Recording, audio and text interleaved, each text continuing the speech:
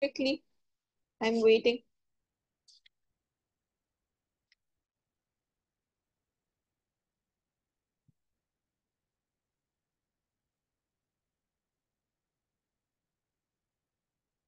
Okay, so today we will be discussing about the bryophytes and the in-depth things about the bryophytes. But before all of that, there are a few things that you people should know. First of all, you only tell me how many of you know the basic difference between haploid and diploid? Haploid are single, diploid are double. Single what? Single what? Chromosome. Set of chromosomes. Okay, set of chromosomes. So see, first I'll give you a proper basics of the thing. Okay, so there is a thing called as ploidy. Okay, so when we talk about ploidy, ploidy refers to the number of sets of chromosomes, present in a cell. Okay, present in a cell or in an organism. You can call it as a cell and anywhere. Okay, or the cell. Okay, this is clear. The number of sets of chromosomes that are there. Now, depending upon that, the ploidy is of multiple of type. First is haploidy. Haploidy. Then second is diploidy. Third is triploidy. Okay. And the last one, which contains many, is the polyploid. Okay. These are the different types of ploidy. This is very important, not for just this chapter, but forever. It will always come wherever you study biology. These things are always going to come around. Okay.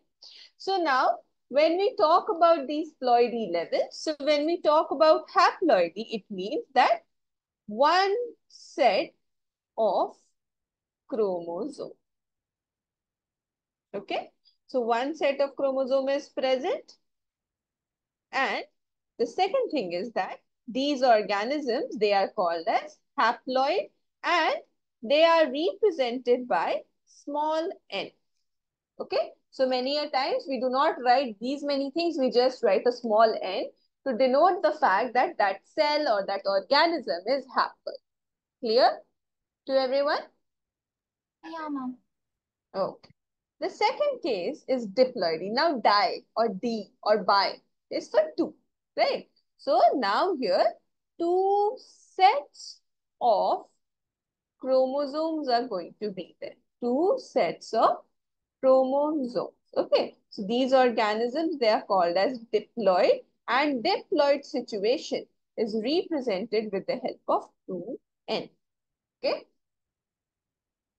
Then we have triploid, just like our triple, right? So it means three sets of chromosomes. Now the set is 3. Okay, so the organism will be called as triploid, right? And how will I represent it? 3N. 3n, isn't it? Now polyploidy is when more than 3 sets are present. Okay, more than 3 meaning 4, 5, 6, n number. Okay, so more than 3 sets of chromosomes. Okay. Now, if it is tetraploid, you'll write 4n. If it is pentaploid, you'll write 5n. Accordingly, the n or the numbers you can multiply and write. This is clear. Yeah, ma'am. Now, always remember this very big thing that I'm going to say. It's not actually a very big thing, but it's very big to remember. The note that you should never forget. Never. Okay. And never means just like how you should never forget to underline the scientific names. Same way, you should never forget this fact also. The gametes. First of all, please tell me what are gametes? Germ What cells. what are they? What is their purpose in life? To form a zygote. Very good. Meaning they are those cells that undergo the process of fusion in order to form a zygote, right? In all the sexual reproduction, this is what happens. So the gametes are always haploid. They are always going to be haploid. Understood? For example, now let's just say we'll take an example of man only. Okay, stick people. Okay, so one of them is a female. I made a dress for her. I made her hair. So one of them is a female, one of them is a male. Now, what are they? They are diploid. Okay, both of them are diploid in their ploidy level. Now, the male will be producing the male gamete, which is going to be the sperm, and the female is going to produce the egg, right? And the fusion of the sperm and the egg will result into the formation of a cell, which is called as zygote, isn't it? Yeah. Hmm. So now this sperm is going to be haploid, this egg is going to be haploid, and when they combine, when they fuse, after the fusion is done, the zygote is going to be diploid. And then further the zygote will develop and become the human in itself. This also we are making a good. Okay? This much is clear? Now, if I Yeah. ask you, what will happen if the gametes are not haploid? So, do you see what will happen? If let's just say the gametes are also diploid. So, parents are diploid. Now, 2n of sperm fuses with 2n of egg. How many this thing, For chromosomes are going to be? 4n. Now, is this and this same? no. No. So, in terms of genetics, we have to be like our parents, right? It's not, and having any extra set of chromosome, having even one extra or one less chromosome leads to a lot of diseases. So always remember this as a fact that no matter whether you talk about humans, animals and plants, the gametes are always haploid. Clear? Yeah, mom. Okay. How many of you have not understood one bit? Is there anyone who has not want me to repeat it again? Because this is very important. Everyone has understood? Yes, mom. Wonderful. Okay. Now, moving forward, okay, what is cell division, students? A single cell dividing to form two cells. Cell division is the division of cell, right? Cell division is the process in which one cell will be giving rise to new cells, right? Now, there could be multiple cells that it could give rise to. So, when we talk about cell division, it is the process where a cell, or you can say a parent cell. It doesn't matter whether it is for reproduction, whether it is for regeneration, whether it is for multiplication, it doesn't matter. Whichever cell is undergoing the process of division, we call it as what? Parent cell. Okay. So when we talk about cell division, it is a process where a parent cell gives rise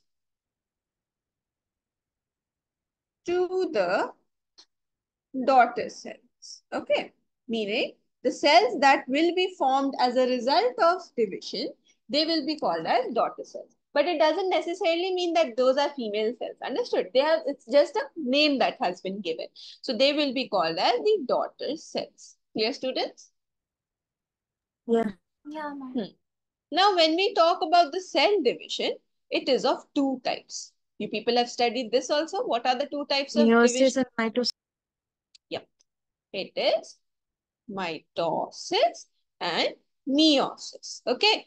So, the cell division, it is of two types, mitosis and meiosis. Now, mitosis is called as equational division. Okay. And don't worry, this cell division is a chapter in itself. So you people will have it in the form of a chapter, big chapter, where we are going to go very, very diving deep inside. Okay. And then the meiosis is called as reductional division. Now there is a reason they are called like this, and now I will discuss that. I'm telling you these things because all of this connects to the plant kingdom chapter. Okay. So these basic things you people should know. So the first is mitosis. I'm just giving you like an overview. So mitosis, it is called as the equational division because here the parent cell, which is diploid, it divides and it forms two daughter cells that are also diploid. Okay. So here the parent cell gives rise to identical daughter cells. So if the parent cell is diploid daughter cells will be found. If the parent cell is haploid daughter cells. So whatever number of chromosomes are going to be there in the parent cell, same number of chromosomes are going to be in the daughter cells. Clear? So it is called as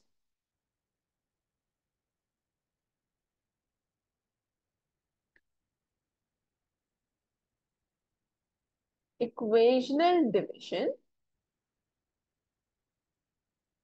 as the number of chromosomes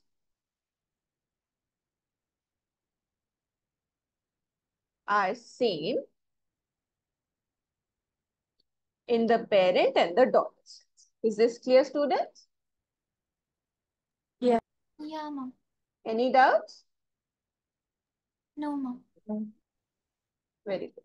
So this is the case.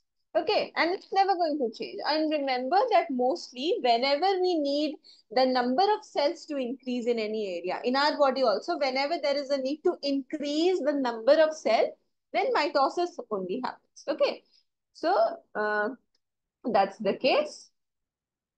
The second is the case of meiosis. So in this case, the parent cell which is diploid, it will be giving rise to 1, 2, 3 and 4 daughter cells that are haploid. Each of them are going to be haploid. So if the parent cell is diploid and the daughter cell is haploid, so there is a decrease in the number of sets of chromosomes, right?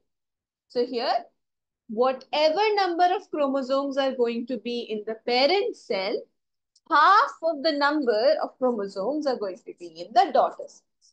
Okay, so that is why, like this particular process, it is called as reductional division because the daughter cells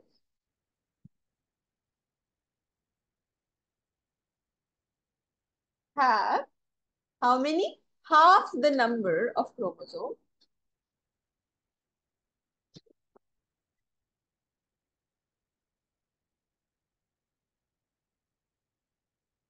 And the mother cell or the parents. Okay, clear? Now, this particular division, meiosis, is utilized in the reproduction. So, like male and female individuals are there. Now, male gives rise to male gametes, female gives rise to female gametes. Their gametes are always haploid, but they themselves are diploid. So, they have to undergo the meiosis division in order to form haploid gametes. Okay. So, the examples are germ cells. Okay. They undergo the process of reductional division. Is it clear, students? Yeah, Yeah. ma'am. All right. Now, this was the basics that I wanted to give you. Now, furthermore, you should know that the body cells of any organisms, they are of two types. Okay. First is the somatic cells, and this is in the case of animal. The same exact thing is called as vegetative cell in the case of plants. Meaning the vegetative cells of the plant is nothing but a somatic cell. Okay. So in the case of plants, you will call it as vegetative cell. And the other is called as the germ cells that are present in both of them. Now remember that the somatic cells and vegetative cells, they are diploid, whereas the germ cells, they are haploid. Germ cells are the ones that undergo the process of meiosis. Understood? Yeah. Yes, ma'am. Okay. Now, when we talk about the members of the plant kingdom, now here in most of the divisions like Bryophytes, Pteridophytes, Gymnosperm, you're going to see me saying that the main plant body is sporophytic or gametophytic. Okay. Now see, in the case of plants, okay, now we're talking about the plant body. So the plant body is of two types. Sporophytic, and the second case is gametophytic.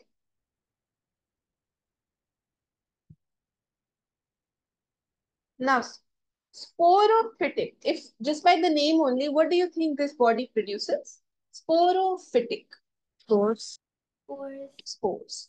It produces spores. Now, so those plants that produce spores, we call them as sporophyte. Okay, so I'll make a sort of like a flow chart for you people to understand. See this. First, there is a sporophyte, meaning spore producing plant. It is going to be diploid. Understood? Now, this spore producing plant is undergoing the process of meiosis.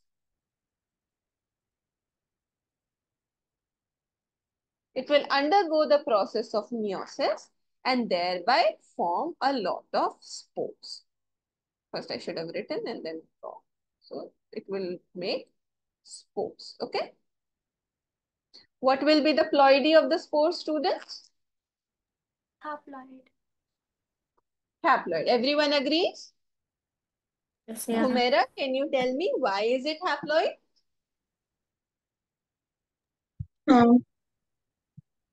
Because it is dividing too many. But why is it haploid? It is dividing into many, but why the number of chromosomes are getting half?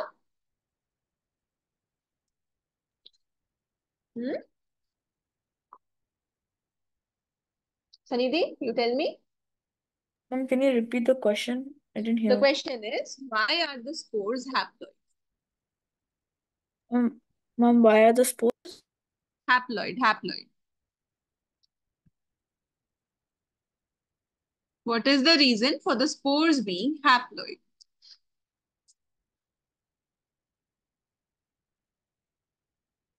Aisha, you only tell me. Why are the spores haploid? Because they undergo meiosis. So they are, since they are undergoing the meiosis process. See, I've written meiosis over here.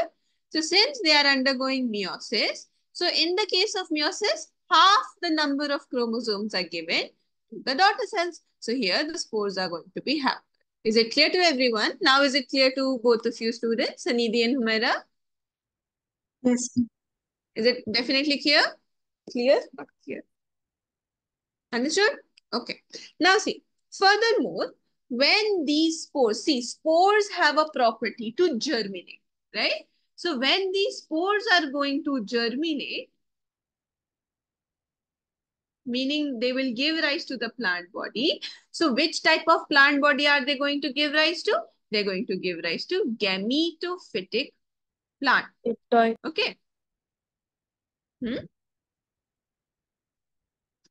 Asking something?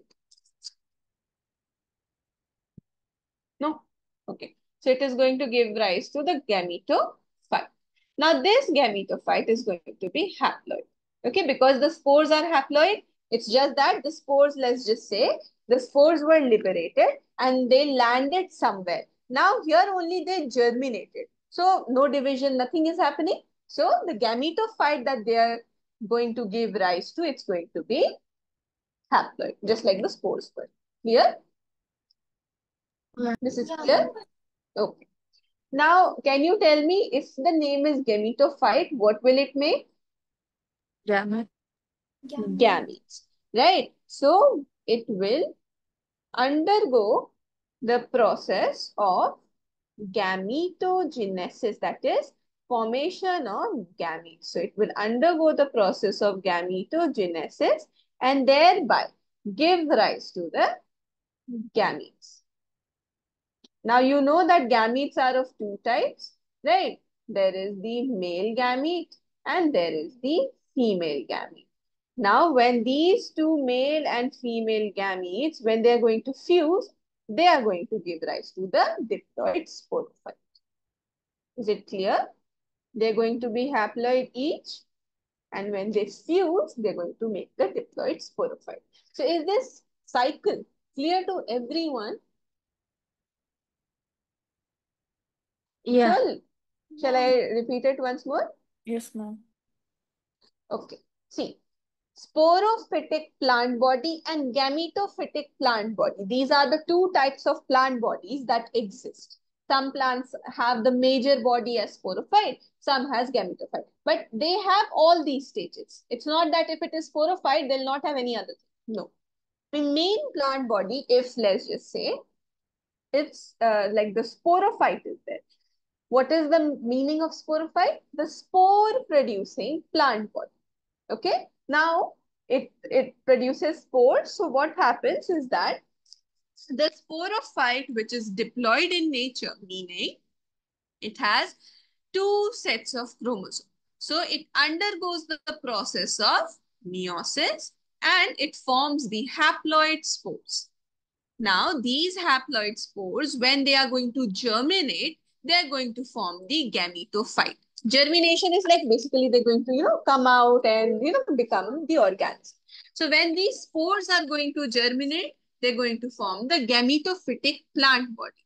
So if the spores are haploid, the gametophyte is haploid. Now, this gametophyte plant body means it will make gametes. The name only tells us. So it undergoes the process of gametogenesis, which is gamete formation. And it forms the gametes, that is the male gamete and the female gamete. And when they fuse, I'll write it here, fusion. So when the fusion of the male and female gamete happens, the sporophyte is formed again. Clear? So the zygote is a sporophyte. One question. Can you tell me, students, the gametophyte, like which type of cell division is the gametophyte undergoing to make the gametes? Is this gametophyte, not any Meiosis. other? See? Meiosis. Look carefully, Maha. And gametes are gonna be haploid, right? Yeah, definitely. They are haploid. Look carefully. Aisha, you're right. Look Ma'am, is carefully. it because it undergoes mitosis and after mitosis it fuses and then it forms a sporophyte? So, see, the thing that I'm asking you people to look carefully is the ploidy of the gametophyte. It is N. It is producing N gametes. Yeah. The number of gametes or the sets of chromosomes are not getting reduced into half. So this is undergoing mitosis to make the gametes. This is different. Like normally, meiosis happens whenever gametes are formed. But this is the case of the plants that we are going to study. Okay. So Okay. that is why always see the ploidy. Ploidy is, I'm telling you, it's very important. Okay. So you see how from N gametes are made. I But here confuse from, mitosis with meiosis. yeah, okay. So this much is clear to everyone. Sure? Because, this is a little tricky and I can understand if you don't get it at once. But I've explained twice, so you people, is it clear? Also, one more thing. If you people have any doubts in remembering the symbols of male and female, I'll give you one trick. This one is male. Okay, I know now. But how would you remember that this one is male? Because imagine this wearing a frock. So this is your girl. Okay. Imagine her wearing a very nice frock. So this is your girl. And the one we are left with is the male. Okay. That is how I used it to remember. So now this is female symbol and this is the male symbol. Okay. Any doubts, students? No. Anything you people No, want to ma'am. ask me? Okay. Wonderful. All right. Now you people note down these parts. Then we'll move to the bryophytes, and now you will understand everything very nice. Okay. So you note down.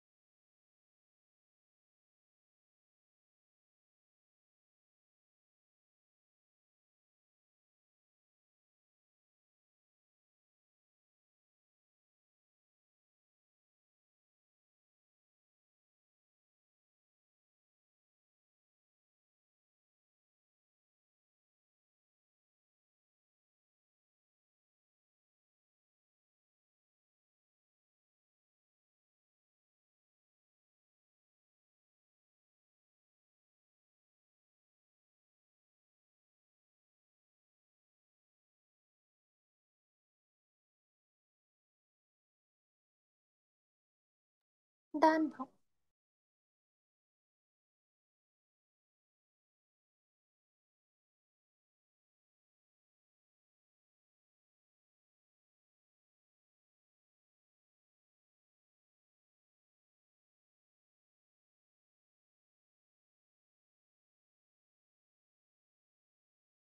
Everyone's done till here? Yes.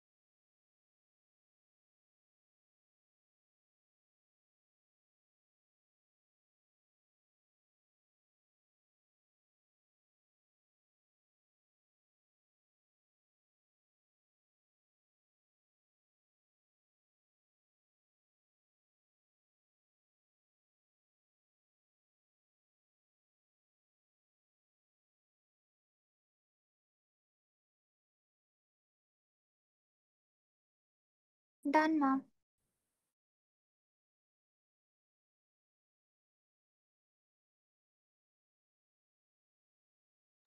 Everyone's done? Yes, ma'am.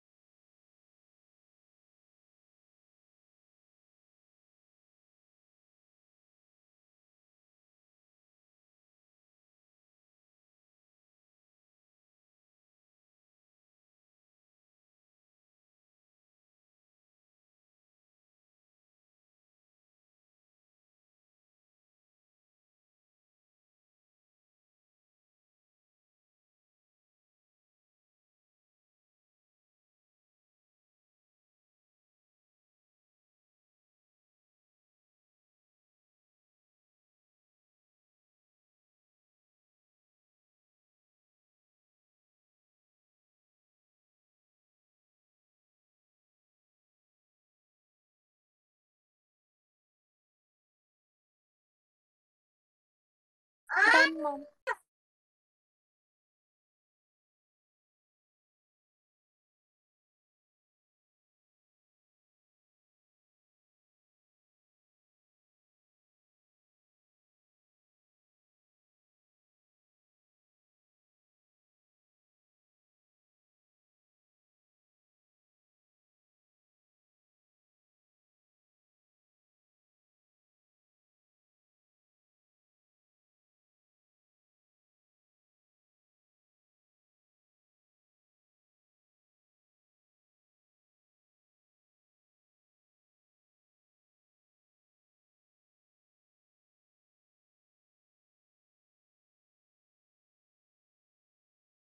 Everyone's done? Yes, ma'am.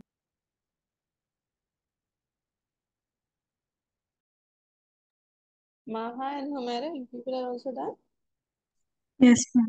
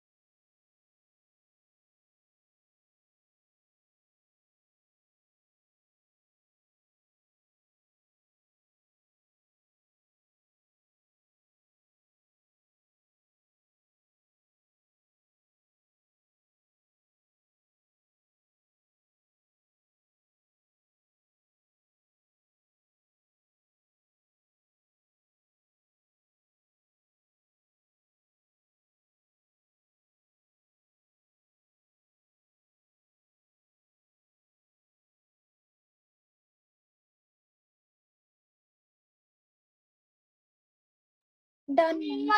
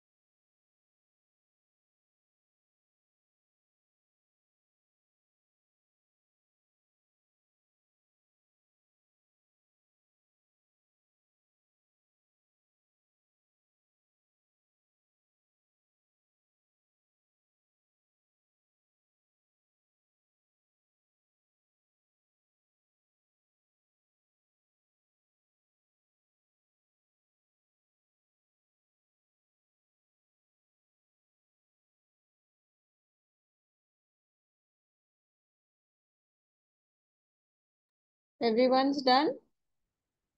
Yes, ma'am. Yes.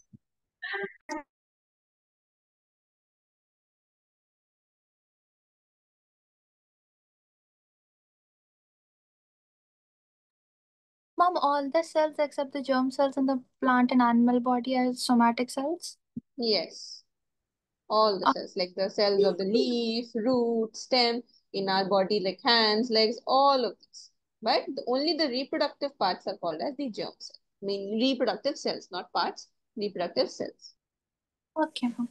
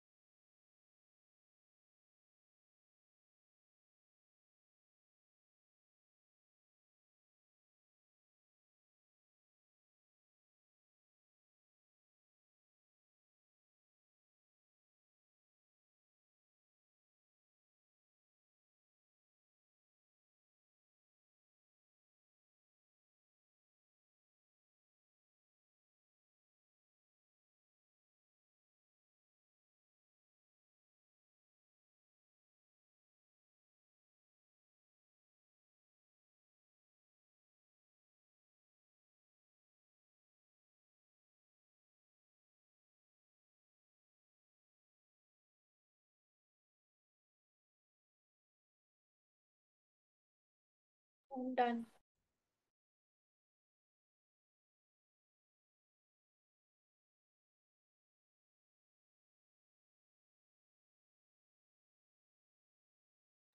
Done, mom.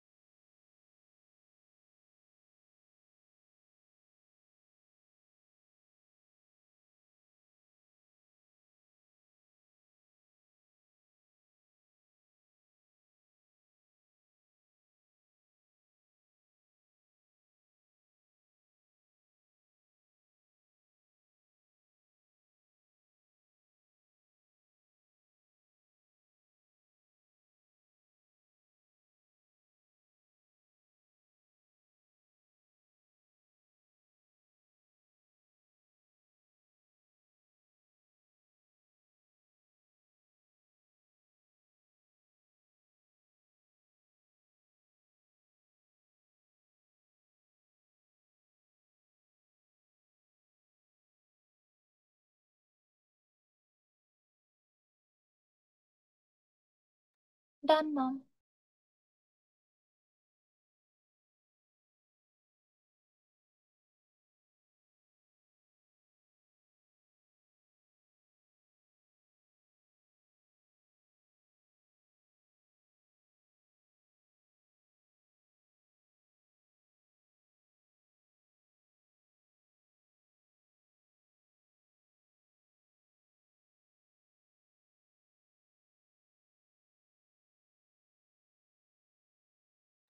Everyone's done? Yes, ma'am. Mom. Okay. So now we will begin with the topic that was bryophytes, right? Now, if you people remember, in the previous class, I had begun that that topic, isn't it? Yeah, ma'am. Hmm. So basically, when we talk about the bryophytes, they are called as the amphibians of the plant kingdom. Now see, now when you're going to see the different divisions of the plant kingdom, you're going to see how they are sort of, moving from the aquatic habits to the terrestrial. Okay, because evolution took place in that way only, that most of the plants became the land plants or the trees, right? They became terrestrial in their habitat. So when we talk about the bryophytes, they are non-vascular. And if I say that they are non-vascular, it means that they do not have what? What do they not have? The conducting tissues, xylem and Very good. phloem. They do not have the conducting tissues, that is the xylem and phloem. The xylem and phloem are absent in them. They are terrestrial of moist habitats in which multicellular diploid sporophyte lives as a parasite on the independent multicellular haploid gametophyte. Now see this. So basically, when we talk about their main plant body, so their main plant body is sporophytic. And if I say sporophytic, it means that it is diploid and it is multicellular in nature. And this, you can say, particular sporophyte, which is diploid and multicellular, it will live sort of like a parasite on the independent multicellular haploid gametophyte, right, which is N. So the two types of organisms or two classes that are found under the bryophytes are mosses and liverworts. Okay, and the area or the environment that they thrive well in is the moist, shaded areas, preferably in the hilly areas. Now, the main characteristics of the bryophytes, firstly, they are found in damp, humid, and shaded localities. The plants are small.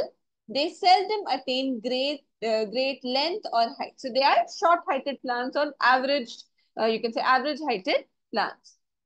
Now they are also called as amphibians of the plant kingdom. Why? Because these plants can live in the soil, but they are totally dependent upon the water for the sexual reproduction, or else it will not be happening. Okay, so because of this dependency and the fact that they live on the land, they need water.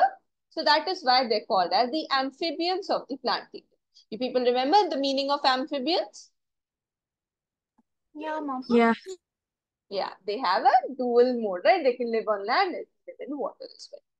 Now, the plant body of bryophytes is more differentiated than that of the algae, meaning that it is now not, you can say, exactly like algae, like how algae was thalloid, right?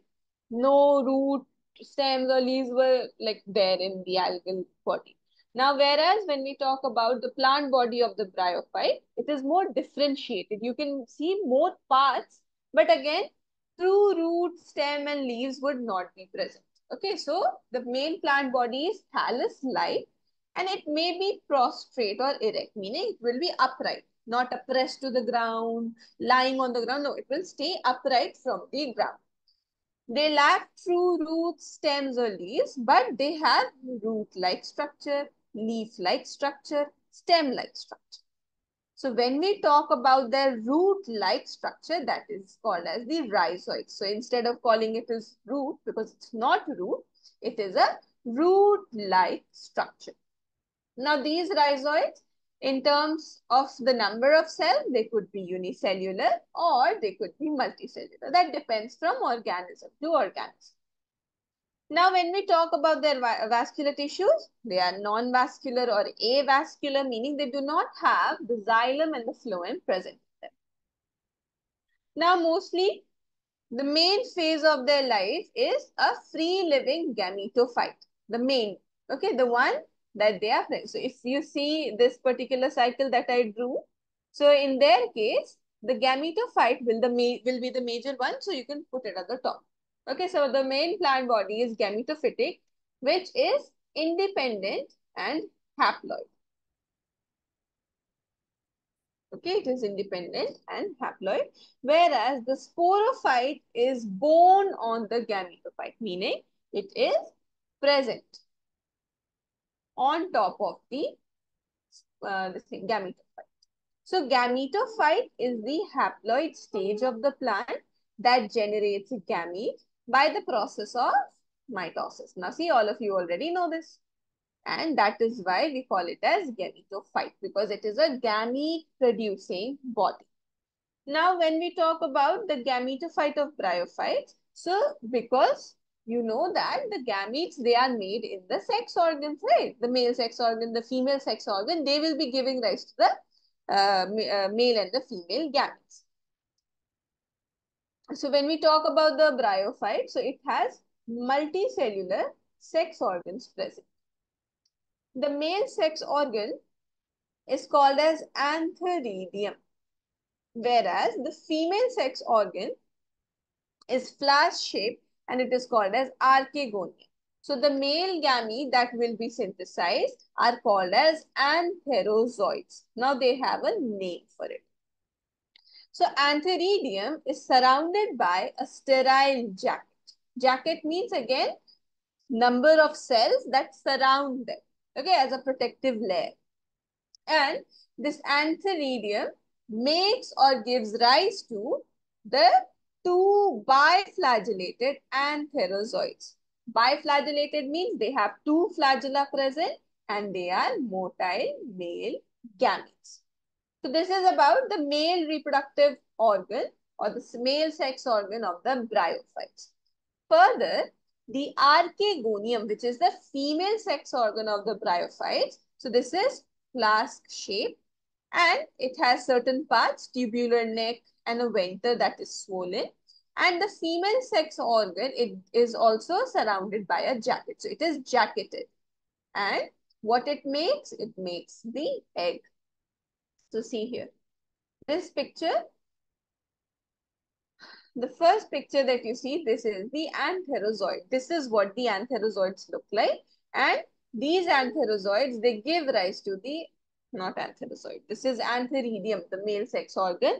And it gives rise to the antherozoid. And how many? So two of them that are biflagellated. So this and this that you see, these are the flagella that they are showing. This one right here, the third picture that you see, it is the picture of an archegonium inside of which the oosphere or the egg is, which is the female gamete. So up until now, is everything clear to you, students? Ma'am, what do you mean by venter?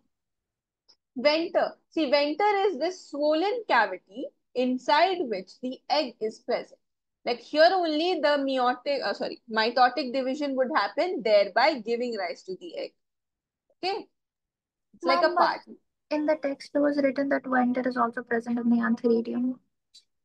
Venter? No, The swollen venter. Oh, sorry. Antheridium doesn't have any venter. Venter is Okay. present only in the archegonium. Okay, it's not present in antheridium. Okay. Yeah, ma'am, got Now it. see, these parts like venter cavity, what is there? These are not for the scope of your study. It's a little extra, so I'm not teaching you all of that. Okay, I'm teaching you just the things that are mentioned in the NCERT. Understood? Any Okay. doubts? No, ma'am. Now see. Now, even though the antherozoids, they are biflagellate, but like since they have flagella, so they need some sort of a medium inside of which they would swim around and reach to the archegonia for the fusion process. So what they need for that? They need the external layer of water for that purpose. And then once the antherozoids, that is the male gamete, once it will reach the archegonia, then it will fuse inside the archegonia and the zygote will be formed, right? Now the zygote that is formed, it will not immediately undergo meiosis. Rather, they undergo mitotic division to form embryo, right?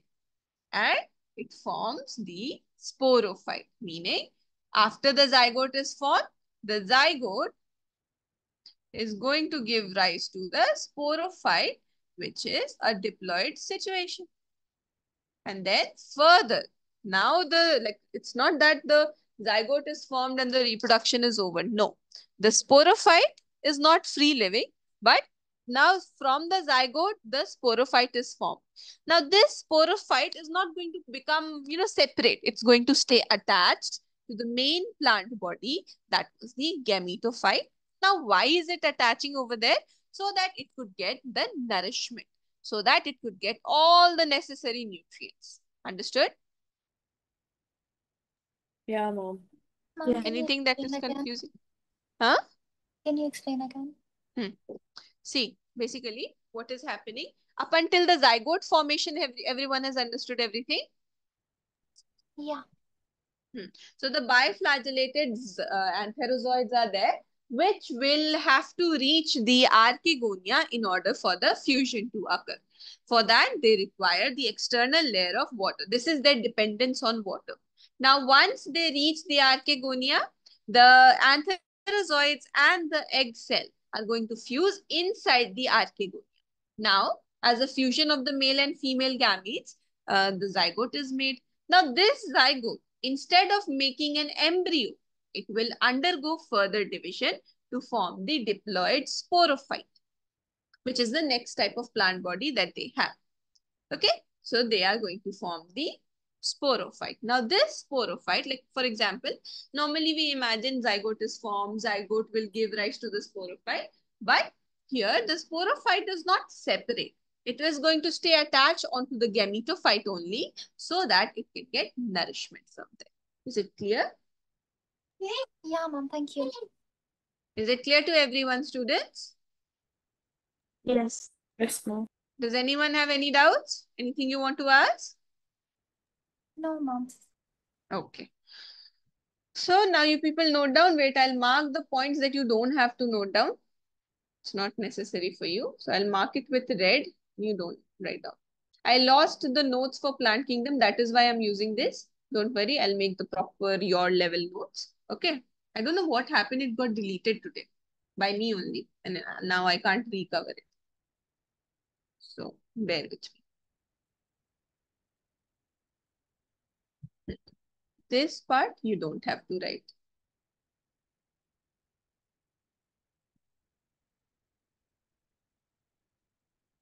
This diagram you don't have to draw. Rest all. Okay.